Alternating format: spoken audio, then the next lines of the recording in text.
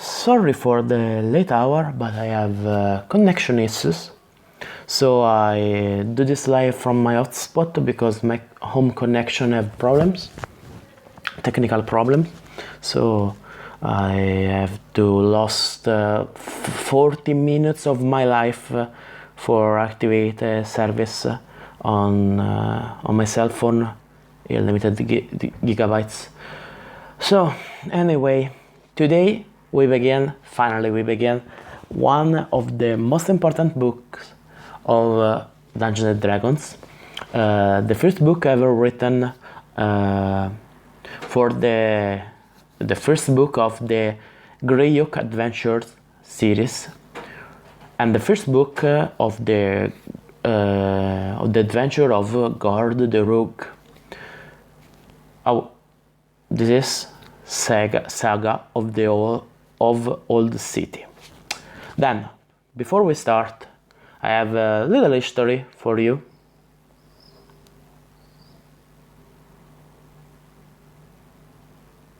So I go on the Wikipedia page and we continue where we left. So, publication of the World of Greyhawk was the first step in Gygax's vision for Earth.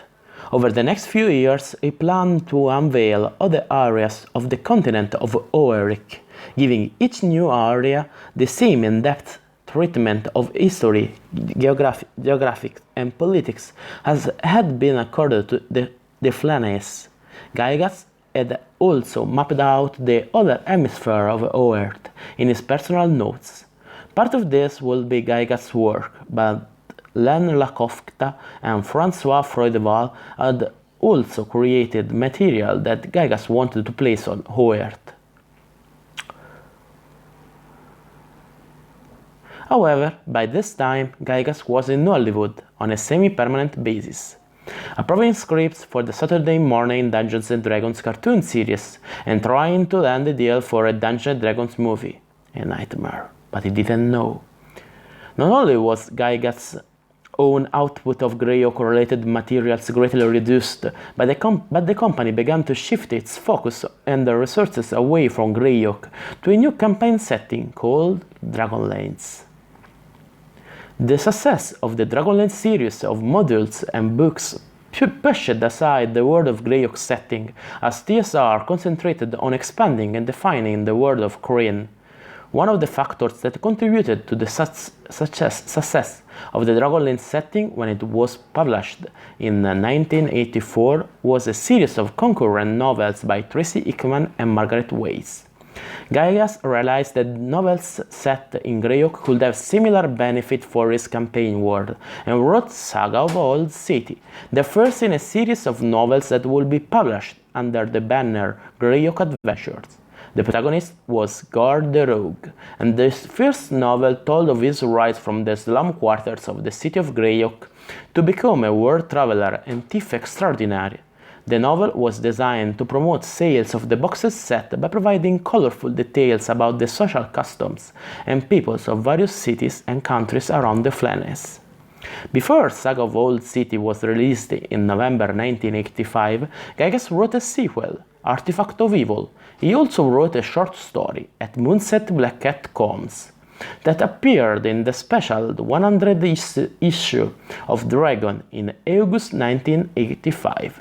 This introduced Gord the Rogue to gamers just before Saga of the Old City was scheduled to be released. So we read in the following weeks Saga of the Old City and Artifact of Evil, the first two novels of Greyhawk, and the first two adventures of Gord the Rogue, and the first two novels of the Greyhawk Adventures series.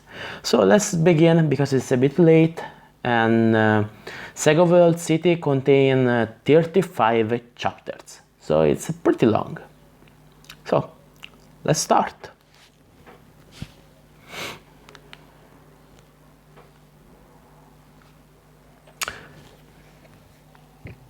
This book is lovingly dedicated to Gail Carpenter, who gave me a multitude of reasons to want to write it.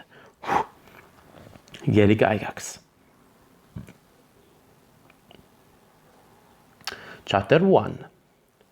The big blackish rat sat upon the feast as a king upon his throne. Gord eyed the scene angrily, his mouth watering at the sight of the trencher.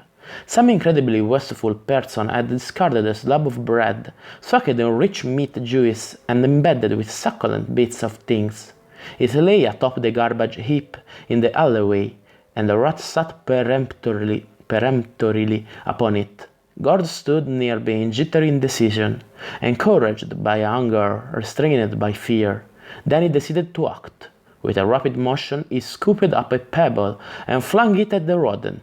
He struck the rat on its flank, but the creature didn't run off as Gord had hoped. Instead, the rat bared its teeth viciously, voiced a horrid chittering noise, and advanced menacingly in Gord's direction. With a frightened shriek, Gord leaped back, turned, and fled. Such a threat easily overcame the gnawing feeling in his stomach. "Shit-eater!" Gord screamed over his shoulder as he fled the huge rodent. "Useless," he thought to himself as he slowed and sought the meals elsewhere. "I am too small, too weak." How often had this lesson been drummed into him?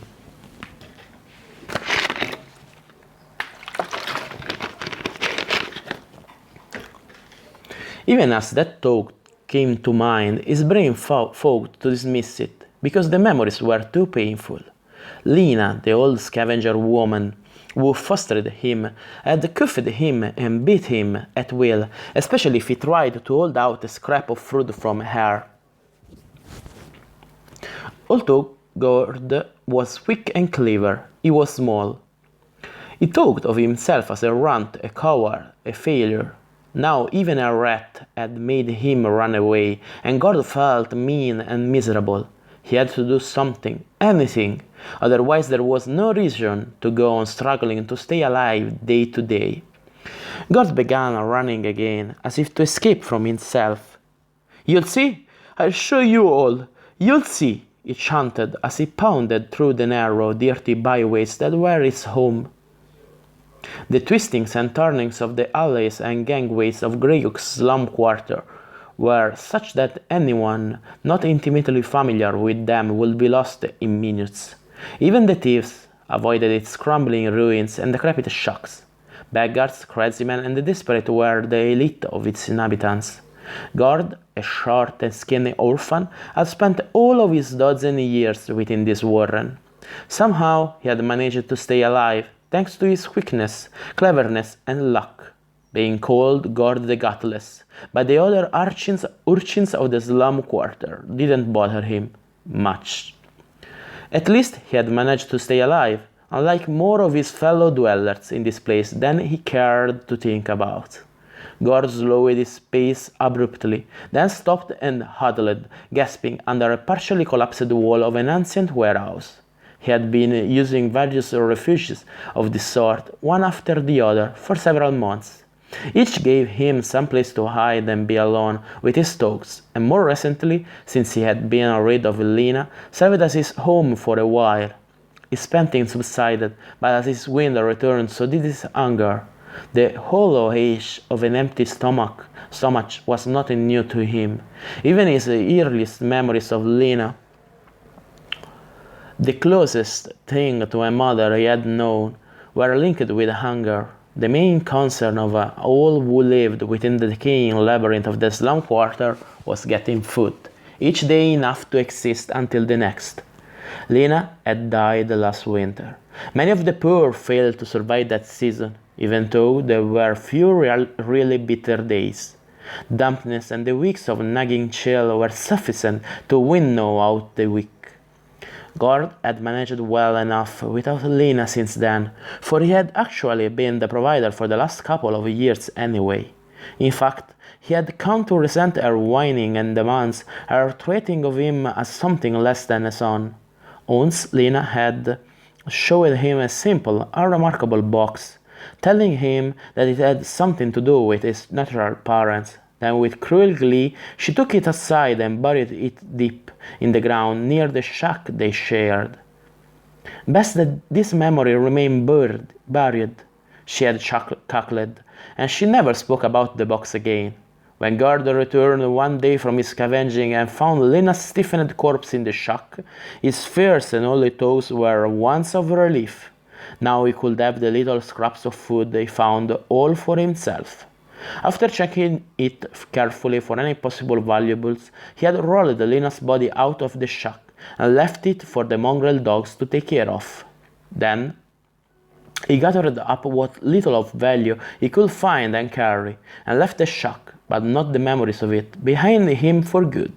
As he recalled the day, Gord thought of what he possessed.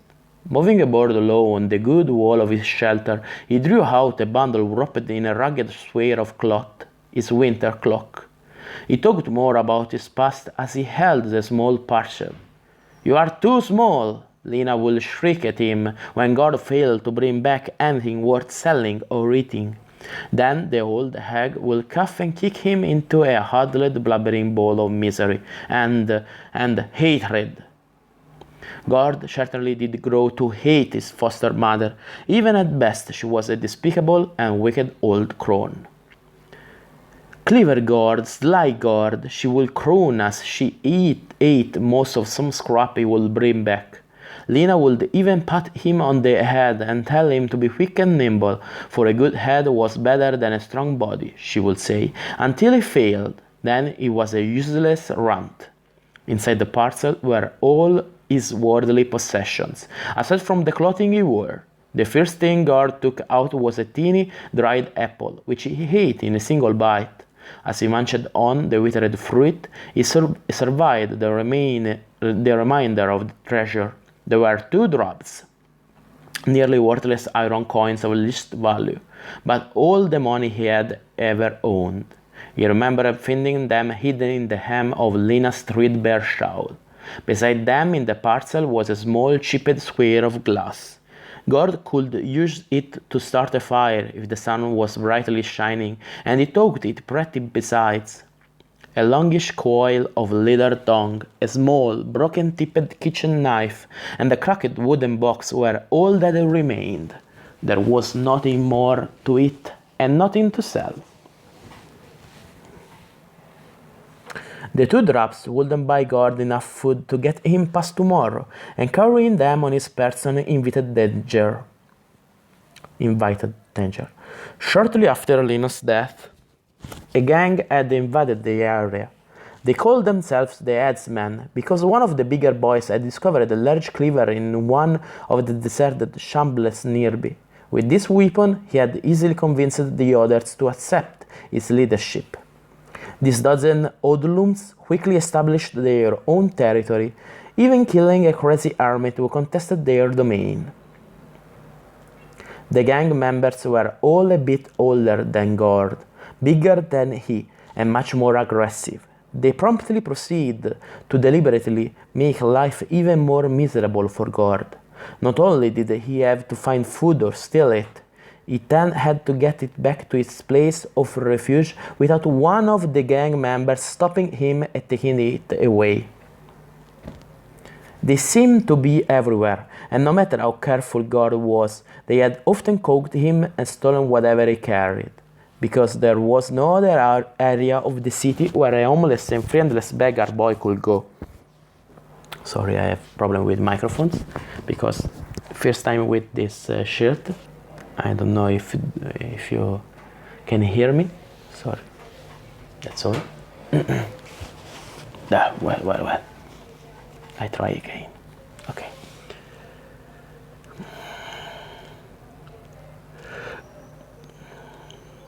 I repeated the last sentence, sorry.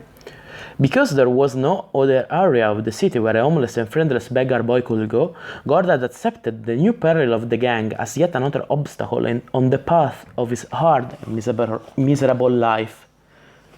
Now, with Lena gone, Gord was able to devour anything he found, but that meant what he couldn't eat then and there must be left behind, or he risked having it and himself fall into the clutches of the gang. There was no margin for Gord, no store of food against a leaner than usual day. No help for it, Gord thought. He had stayed long enough in his hiding place. Now it was time to set out again, and he had to risk carrying his valuables with him. He tucked the 2 coins in the fold of his ragged shirt, added the knife, and set out to see if something could then be salvaged out of the day. Gord thought he had managed to sneak safely through the place of worst danger and was creeping along the front of a tenement just a block away from the edge of the headsman territory when a hand darted out of a doorway and grabbed him. "Well, well, if it ain't little Gord the Gutless. Where are you sneaking off to this time, wee mouse?" Gord's heart sank as he looked from hand to arm to face. The broken-toothed grin that greeted his frightened gaze belonged to Snaggle. Full-grown and hulking, the stupid youth was the meanest of the gang members. As Gord tried to break away and run, Snaggle's hand closed tightly on the collar of Gord's shirt. While Gord hung helpless, his feet flailing several inches above the allayed earth, Snaggle frisked his person with his free hand. "What the hell's this, Gutless?" The lout held up the small knife, looking at its dulled and broken edge. "Planning murder, huh?" Laughing at his own witticism, Snaggle cast the blade aside and continued his search of Gord's clothing. When his thick fingers found the 2 lamps that comprised Gord's entire fortune, they froze for a second. Then they clutched and tore. Gord looked down as his captor opened his fist. The drops and the piece of his shirt were revealed.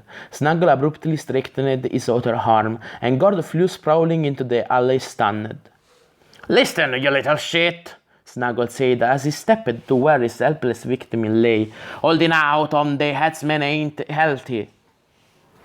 Gord, terrified, shut his eyes tight as Snaggle grabbed for him again. Then he felt himself being raised into the air. And he was sure the end had come. He felt the warmth of his own urine as his bladder, beyond his control, voided itself. The yellow trickle caught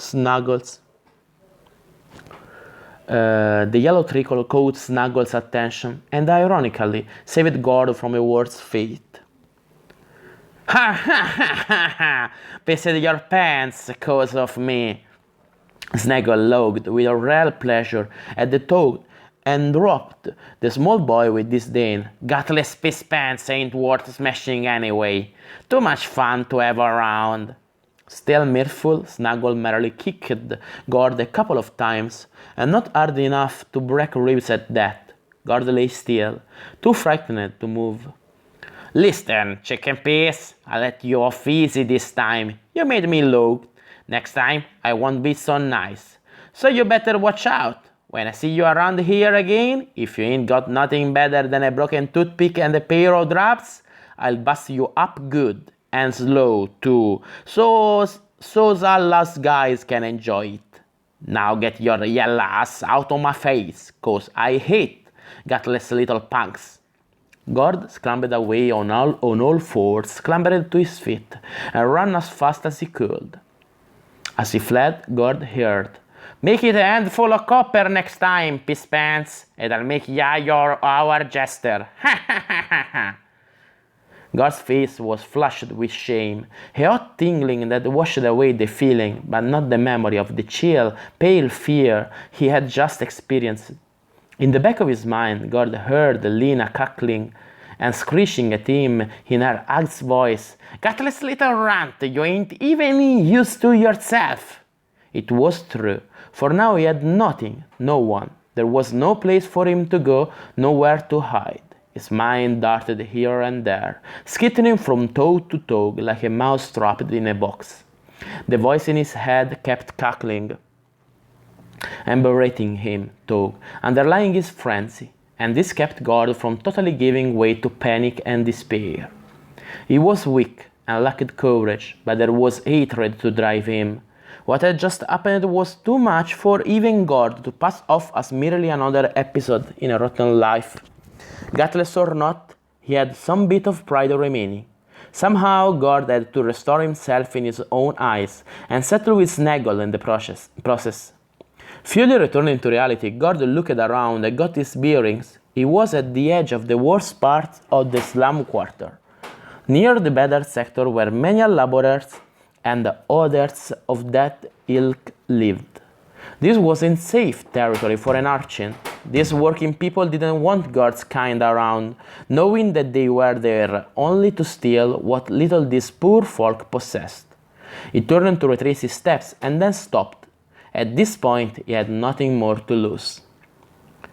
Gord slid into the shallow space of a boarded-up doorway and scrutinized the area, not knowing what he was looking for but willing to settle for anything promising.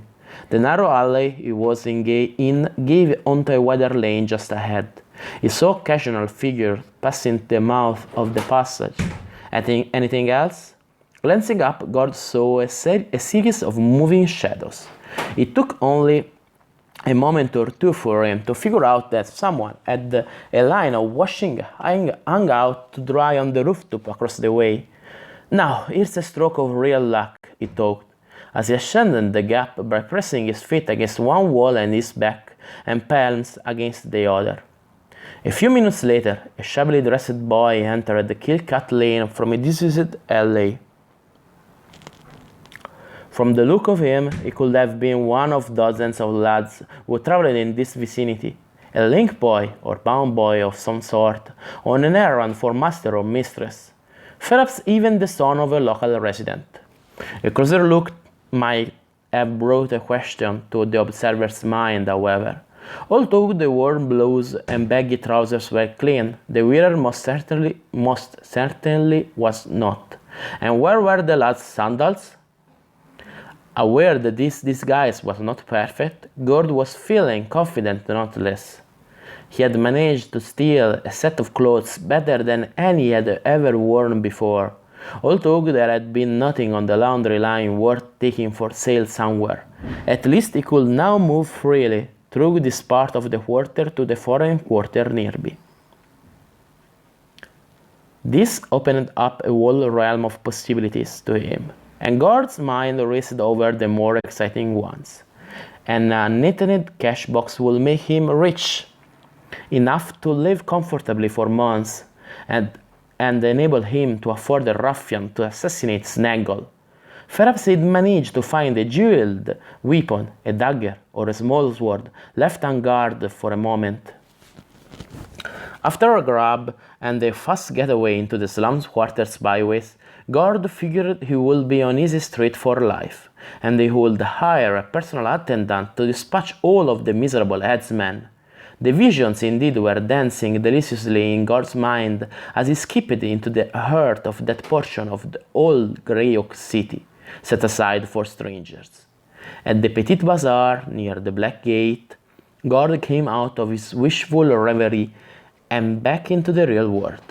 The warm cobbles of the rectangular plaza were crowded with colorfully draped and awninged booths, and rickety wagons and carts from which produce and handmade goods were hacked.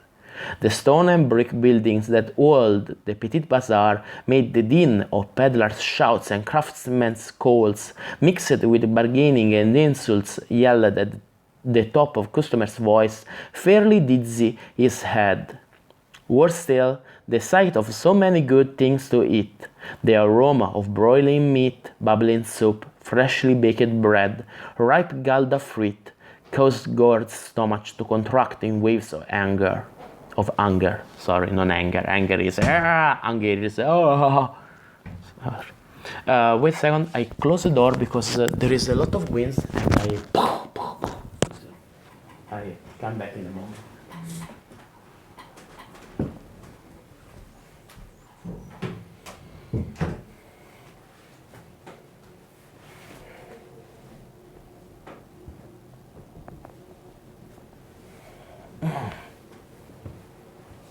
Here we are again. Yeah, still barefooted.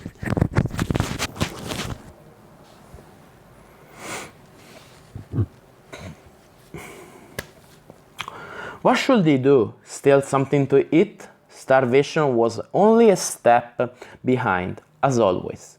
Gord paused for a moment, invisible in an eddy where a buttress diverted the stream of human traffic elsewhere, a small insignificant boy who was of no interest to anyone.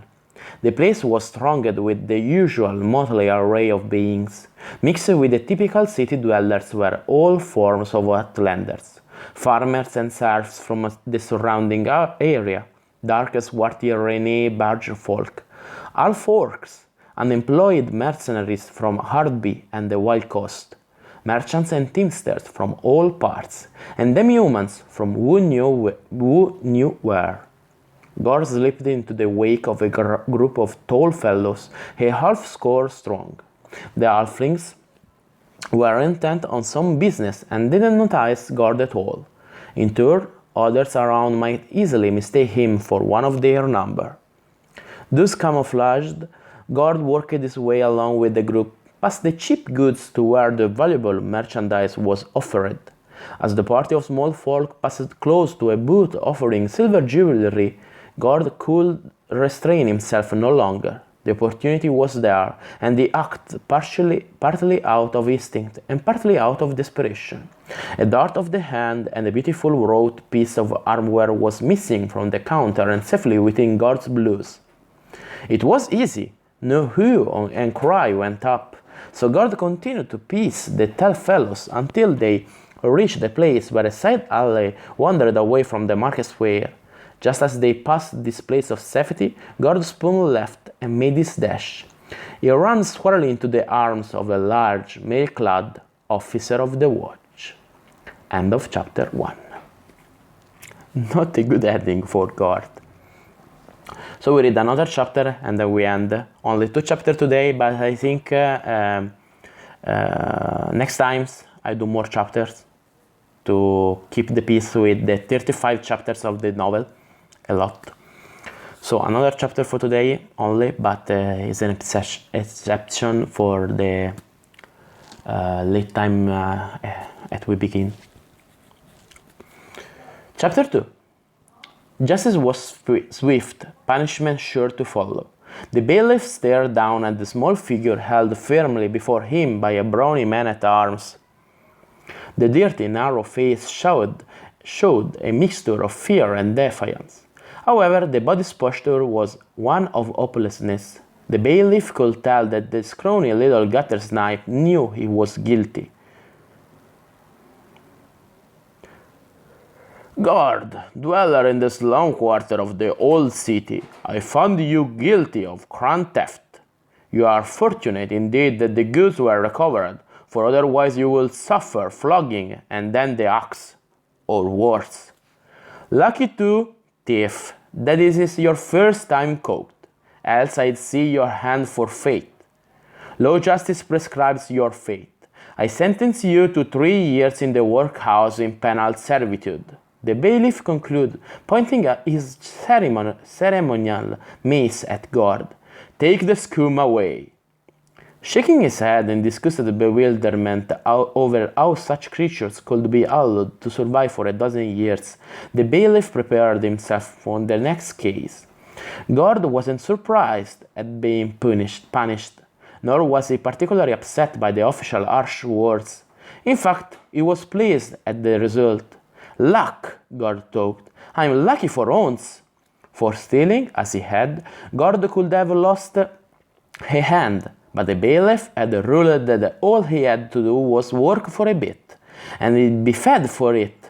Somehow Gord reasoned the powers above had seen him as fit and useful for something, no matter that his lot was to be a convicted criminal and workhouse slave. Gord was jubilant at the thought of being seen worthy of something, even penal servitude. With something in my belly, I showed them, Gord thought. If only it had been as easy as that. The workhouse was grim. It was a prison converted from its original use as a guard barracks. Back when the city was smaller, it was centuries old, damp, and must permeated the place, as did the stink of unwashed bodies. Lice and vermin thrived inside its walls, but prisoners did not. Sunlight scarcely entered so foul a structure, and if the prisoners were the dregs of Greyhawk, then the guards, to judge by their demeanor, were worse still. Fortunately for Gord, inmates were sorted by size and strength, so as to assign suitable work to each group. Had he been thrown in with the larger and stronger prisoners, he wouldn't have survived the bullying, sodomizing, and worse. As it was, put in a group of prisoners more or less his peers, Gord imagined that the denizens of the hells could learn a lesson from this place. He and his fellow sufferers were roused every morning at first light, given dirty water and a moldy crust of bread, then put to some back-breaking or painful task, such as clearing narrow sewer drains or scrubbing acid vats. At least, there was a brief march to the work area, which provided a short dose of sunlight and fresh air. The crew was worked for 6 hours, then given a half hour to consume their main meal of the day, porridge or gruel containing rancid fat and bits of fortunately unidentifiable things. Sorry, hard word. At dusk, all outside labor ended. Groups from various parts of the city were quick marched back to the workhouse and redeposited on their respective common cells. If they clean this place up properly, they will then receive watery broth and a bit of weevil-ridden bread for supper. If even one member of a group of cellmates made any trouble, all went hungry. A troublemaker didn't live long unless he was the biggest and strongest in the lot. Even then, the guards soon saw to it that his work and discipline wore him down, and the inmates themselves did the rest, until the malcontent was eventually carried out one morning with the night soil buckets. Nights were the worst time of all. There was little light in the small damp cells, even when the sun was high. As darkness fell, the place became a lightless hell. Shrieks and cries echoed through the corridors, mingled with insane laughter and the groans of the sick and dying. There were activities going on in other places within the workhouse, things that Gord had heard of but didn't want to think about, and he was glad enough to be in even so small a place, a cell for some of the weakest and most harmless residents. He found a small space for himself, scraped together a bit of moldering, stinging straw for a bed, and stayed there whenever he could. Gord kept to himself and spoke to nobody unless he had to. The vermin were hungry and aggressive, but they were an inconvenience, not a threat. Rats and huge centipedes were another thing altogether. He learned to sleep very lightly and to jump up fully awake at the slightest rustling. Each new prisoner quickly learned to make himself a small weapon to employ against attacks by rats or centipedes. Gord had a sharply pointed stick about a foot long. This weapon kept him safe, even though he could not usually kill anything with it, for any wounded predator was promptly attacked and devoured by the other scavengers, or sometimes by the occupants of the cell. After a few days of imprisonment, Gord had completely overcome his initial shock and horror, and he began to think, if actual escape was not possible, then how could he better his condition? The others confined with him were a mixed bag indeed. Old women, children, even an ancient gnome seemingly near death. In the time he had been in the workhouse, only one sickly boy had died in the cell, and some stringy haired girl had been incautious and was killed by a fall into an acid vat. That wasn't exactly encouraging to Gord, no matter how he turned it over in his mind. Gord wasn't robust, and who knew when fatigue would make him careless. Something had to be done, fast. He considered his ward, fellow prisoners, the cell room, the guard. Only one prospect seemed to offer any possibility, if he could somehow be assigned to a still weaker group, the one composed of the nearly feeble and the maimed. Then he thought his work would be lighter, and certainly not dangerous. Gord had seen the line of shuffling, hopping, crutch-supported workers from the floor beneath his cell being led to and from a workroom within the prison itself. This idea offered promise. Gord did not seriously consider maiming himself to get into the group, but his aversion to pain and infirmity was not the main reason. He had heard that self-inflicted disability brought a whipping and consignment to a dungeon cell for the condemned, where neither food nor water were to be had. Supposedly, the red-gnawed bones of the former tenant were removed by the newcomer as part of the final lesson to be learned. Gord shuddered at the thought of slow death by thirst and starvation, while the rats nibbled off toes and fingers. So injury was out. Likewise, weakness couldn't be feigned, and neither could age. That left only sickness, but in the workhouse there was no cure for the ill, no cleric, no physician, no medicine, nothing. Prisoners either got better or died. Those unable to work were not fed. Although a companion might share water and a morsel of food, a stupid thing to do, thought Gord, for it only increased the benefactor's chance of being the next to go. To be safe, he had to be sick in a special way, still able to work, but so sick as to be unable to do anything but the least strenuous sort of labor. It talked for a while longer, and then Gord had his plan. The turnkey came at dawn as usual, heralded by the sound of his huge iron key grating in the massive lock, while the waiting guard thumped his truncheon against the oaken door. Everyone would be awake when the portal swung open, and food was doled out. A large man carried the water butt, while a crone parcelled out the bread from the sack she toted. Nobody noticed Gord, the last in line, until he came near the trustees. The old woman lurched back with a shriek, and the water-bearer looked pale at the sight of the boy. Gord's eyes were red-rimmed and watering. He sniveled and wiped absently at the mucus dripping from his nose. His face, body, and extremities were marked by scabby sores. "The little bugger's got the plague!" The hag screeched.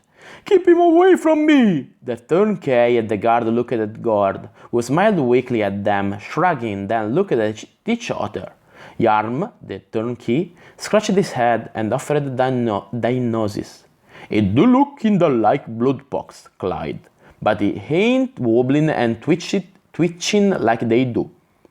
He scratched his head again, knocking his steel cap awry.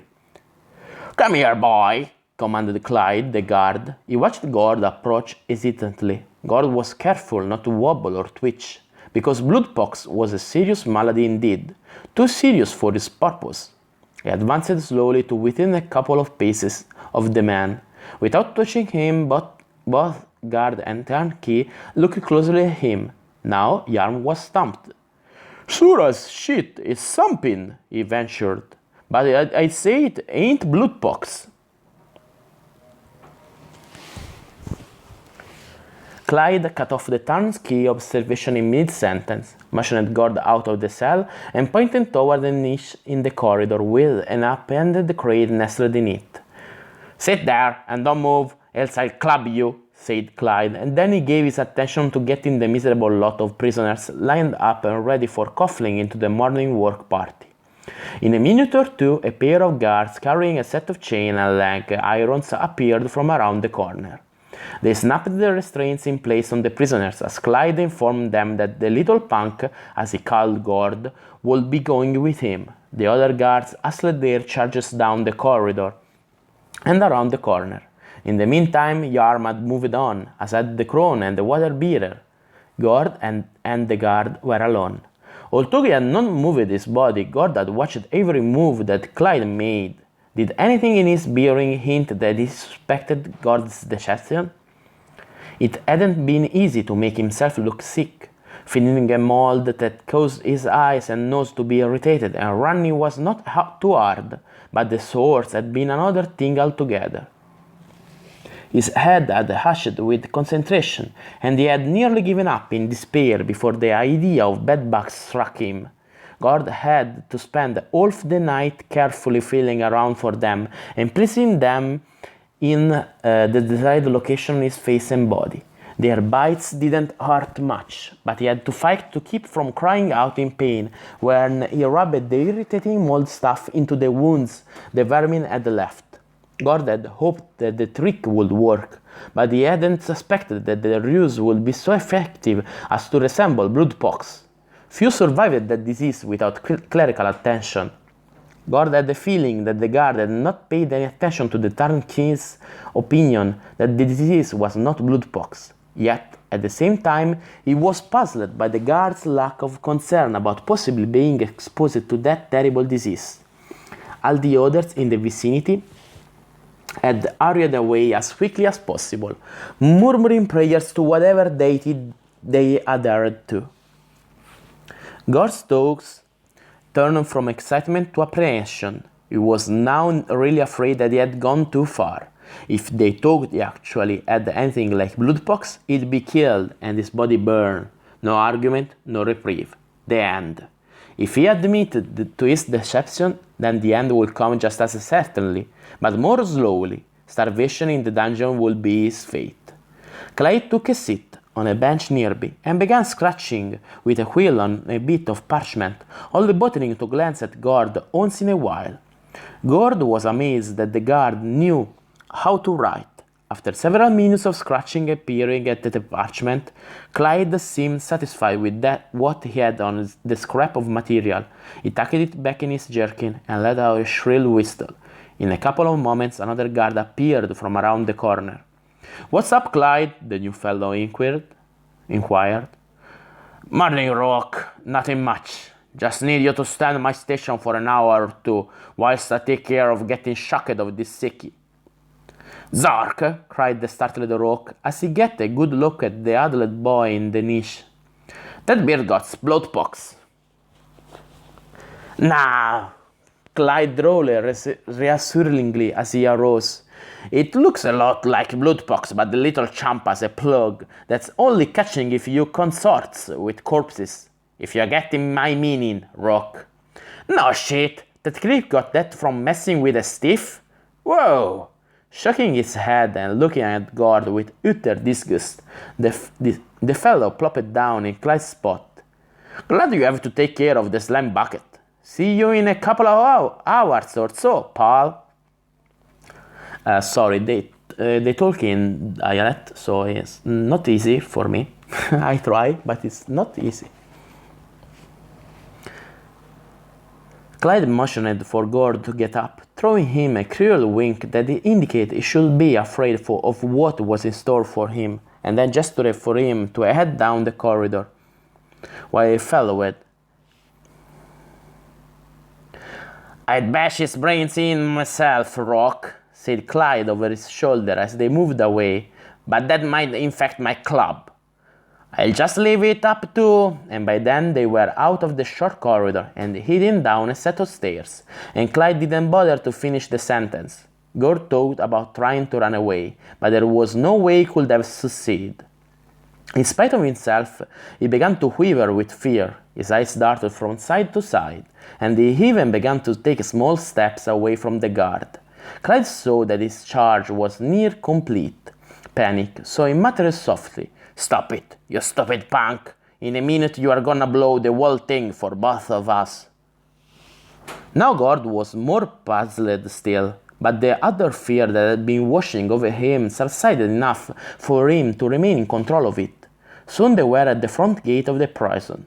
Clyde handed over the document he had scratched out moments earlier, and the sentries passed them through without word or question. Gord could scarcely believe what was happening. In a few minutes the workhouse was lost from sight as they walked briskly into the thieves' quarter.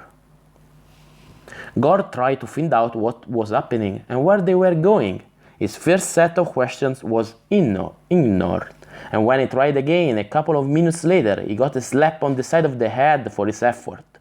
Obviously, the guard was not going to tell him anything more, and from moment to moment, Gord's confused emotions vacillated between optimism and apprehensions.